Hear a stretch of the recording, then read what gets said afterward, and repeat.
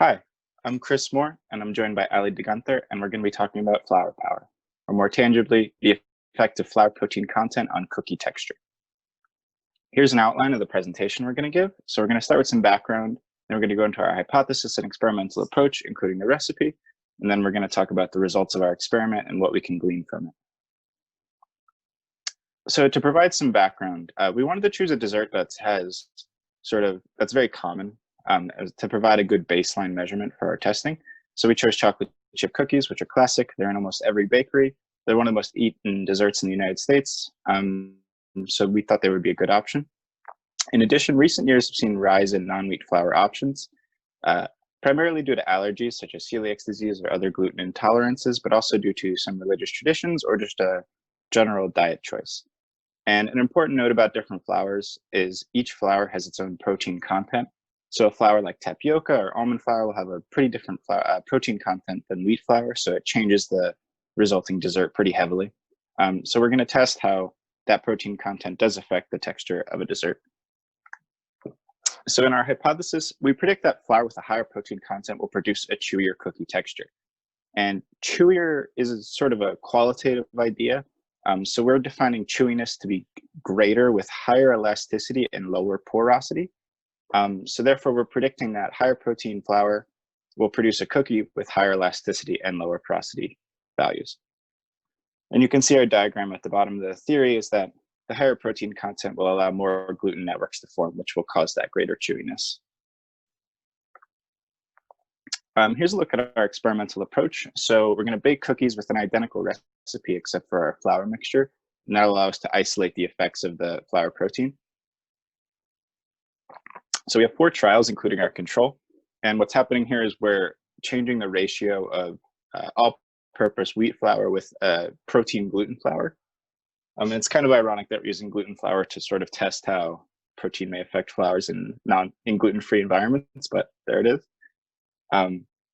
So in our control, we have just purely all-purpose flour, which leads to 11.7% protein.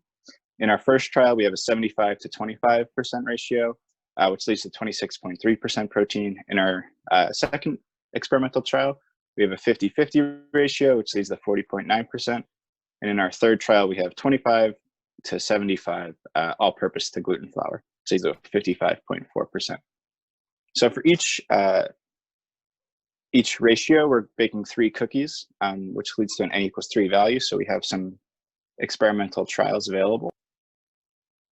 And to do our testing, we have 2 different tests that we're going to use, as well as a qualitative test afterwards. But our first test will be on elasticity. And in that test, we're going to administer weights, a number of quarters in this case, onto the cookies, and then measure the depression size, basically how much the cookie presses down, and then compare that to its original height. And in the second test, for porosity, the cookies will be cut in half, and then sort of the concentration and the size of the pores will be measured to give us some values. Here's our recipe. I'm not necessarily going to walk through it all, but it's a pretty typical cookie recipe. There's butter, sugar, eggs, vanilla extract, water, salt, chocolate chips, and then there's 3 cups of our flour, and that's what's varying. Sort of, it's always 3 cups of flour, but in some cases it'll be maybe 1.5 cups all-purpose wheat flour and 1.5 cups gluten protein flour. And then our methods are also pretty typical. We didn't want to do anything too crazy, so we basically mix all the ingredients in a pretty typical way, and then bake for 10 minutes at 350 degrees Fahrenheit, or until they look right. And then another note is that we use the KitchenAid stand mixer, so that sort of removes some individual error possibilities, as it's a consistent mixing, and also a timer is used so that one dough isn't mixed for longer than another, as longer mixing times can increase or change the texture of the cookie, so we wanted to remove that variable as much as possible. So here are the picture of one of each type of cookie with each ratio. Thanks, Chris. Yeah, so these are the pictures of the different cookies that we got from it. Starting from the left is the control group, and trial 3 is the 25-75 ratio that's going to have the most amount of gluten protein content in it. And just for your reference to see kind of how it worked as they baked, and for greater context as we start to explain the results, this is a side-by-side picture of just how much the gluten networks were developed. And as you can see, the control group definitely spread out and baked down a lot more than the trial 3 that had a lot more structure to it at the top. All right, so now for the results. For our first result was elasticity, and basically we placed 4 quarters, which is a total of 22.68 grams on top of each cookie. We measured the height of the cookie before, and then we measured the height of the cookie that was depressed, so the second height of the cookie while the weight was on top of it.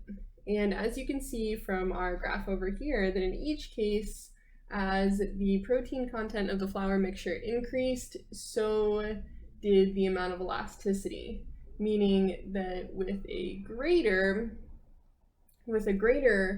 amount of protein content in the flour mixture, there was a smaller amount of relative displacement for the cookie. And our second result that we measured quantitatively was porosity. So the cookies were broken apart and the size of the average size of the pores inside the cookie were measured. And you can see from this graph that it's the opposite of elasticity, where with increasing protein content of the flour mixture, there's actually a decreasing size in the pores. And for fun, we also had people try the cookies, and we asked them to rate them from the best tasting to the worst tasting. And so what we did is, for the best tasting cookies, we gave it a 5. Each of the middle 2 rated, we gave a 4, and the least a 3, and that these are the averages of what was given. So you can see the control group very clearly seemed to be the most preferred taste. Okay, now getting into the analysis of why this happened. So when a flour mixture is added to the wet mixture to form cookie dough, there's these protein chains in it. And gluten and protein molecules link up and they form these long composite gluten molecule chains. And so by adding more gluten to the flour mixture, you decrease the average length between these protein chains. If you can kind of imagine that there's a box around each of these below, and then you can see maybe this is like the length of L. When you add more of these chains into the same exact size, the average length of L is going to decrease simply because there's more in the exact same space. And to get into a little bit more detail, so by decreasing the length between those gluten protein chains, 2 things happen. 1, the cookies are going to have a higher elastic modulus, meaning that they are stiffer.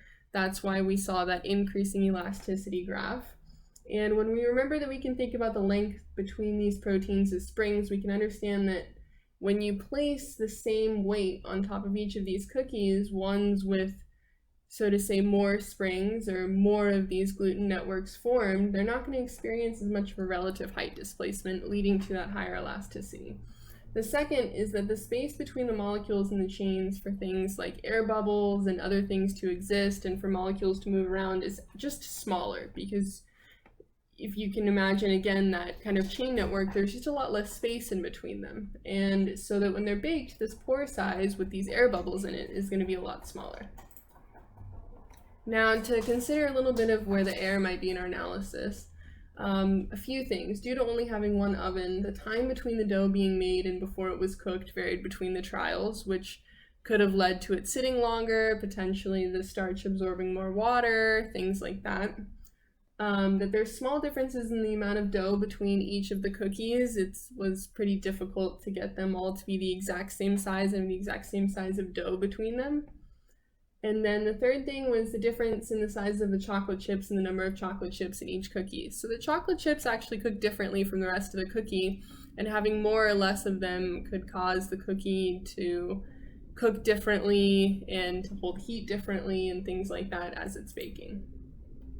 So after all this, you can see our conclusion here is that the higher gluten protein content in flour mixture leads to increased gluten networks, which leads to smaller length between the gluten protein chains, which is important because that causes greater elasticity and smaller pores, which then in turn, both of those lead to a greater chewiness for your cookie.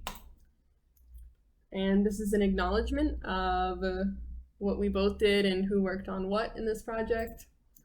And here's some references if you're curious about learning a little bit more on different protein content in flours. There's definitely a lot of content out there, and you can start maybe by looking at some of these if you're curious and you want to read a little bit more on the topic.